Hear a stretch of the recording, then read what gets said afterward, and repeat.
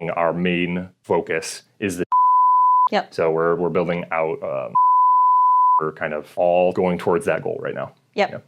We probably don't want to keep that part in. Okay. Because we're not supposed to publicly talk about. Cool. So, part where he talks about cut that.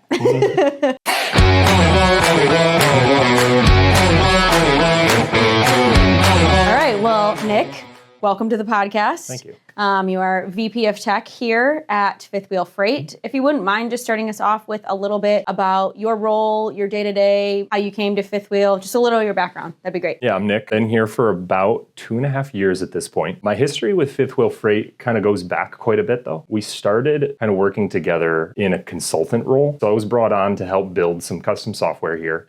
Mainly the CRM and kind of the ability to kind of track sales progress and details there. So I was working at a school district at the time as a software developer and kind of moonlit that opportunity a bit. Worked for probably about 3 months or so in a part-time way and was able to kind of build out CRM for Fifth Wheel and launched, went great, and then continued to build on it in a part-time capacity. So from there, it was kind of like on and off with Fifth Wheel as the years went on. I worked at a couple other startups as a software developer and was, we kind of teased around on it a couple times and like it just, what timing wasn't right or it just like wasn't emphasis for Fifth Wheel at the time. Yeah. But this was probably over the span of about 6 years or so that I worked on and off with them. And at one point, we were kind of looking for this VP of Tech role. They asked me to help look for the role because, I knew the technology profile of Fifth Wheel probably the best. And so, we were looking out, kind of scoping out some candidates. And then we kind of like were sitting down, putting out the job description and looked at each other, a few of us on the committee, like, wait, what are we doing? Like, could we make this work? And it did. Made sense. They were wanting someone to be in a full-time role here for that. And I was excited to kind of come in. At the time, I was working at a startup. And it just kind of made sense to me for a number of reasons. Yeah. But one, just the excitement of what freight and the freight industry could be. I also saw, so this was in 23, I also saw the technology industry changing quite a bit and wanted to make sure that I kind of was ahead of it a bit,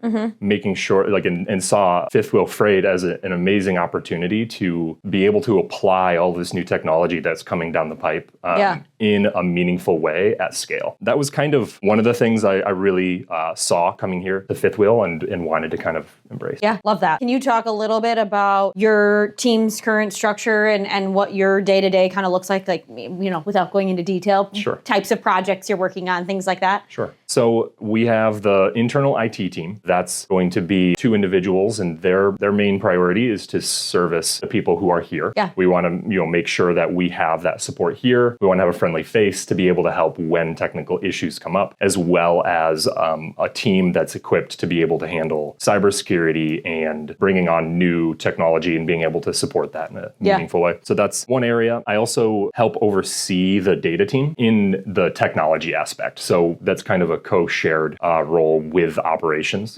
So operations can kind of speak to and lead and derive the like business outcomes. And then I can make sure that all of the technology approaches are making sense. Yeah. Data warehouse management, so on and so forth. The third kind of area that I oversee is the software development team. So we have 2 full-time members on our team here. And then I also partake in software development myself, but those are going to be kind of just custom software development, web development professionals. And the main focus is to build proprietary tech here. And as you know, we're kind of working our main focus is the right now. Yep. So we're building out that and we're kind of all going towards that goal right now. Yep. Yeah. We probably don't want to keep that part in because we're not supposed to publicly talk about yet. Cool. So part where he talks about cut that. The software team is primarily focusing on proprietary technology, and that comes in a number of flavors, automations, apps that can help and facilitate the rep's day and kind of be able to kind of build on that stuff. Yeah. You mentioned a couple of years ago noticing that tech was changing a lot and you try to stay,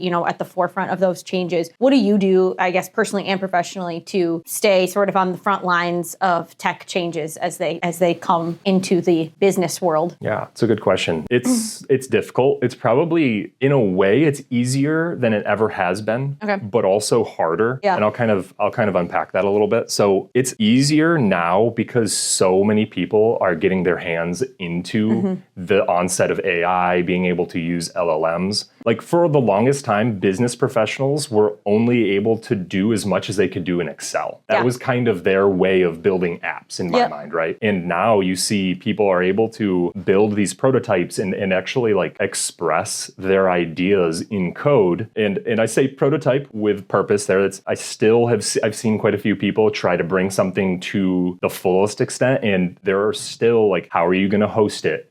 What kind of security implications are there? Those kinds of things. But anyways, so it's easier than ever to kind of keep up because there are so many voices in the ecosystem that are trying things out, posting online, posting blogs, videos, all kinds of things, projects, things like that. Way easier to play around with tech, I guess, for lack of a better way to put it these days. Yep. The hard aspect is also in that where it's like, there's so much noise. There's so much noise. And because it's become more mainstream now, it's more susceptible to like the hype cycle and the hype effect, where it's like, oh, this one person did, built out this set. Let's use like Claude skills, for example.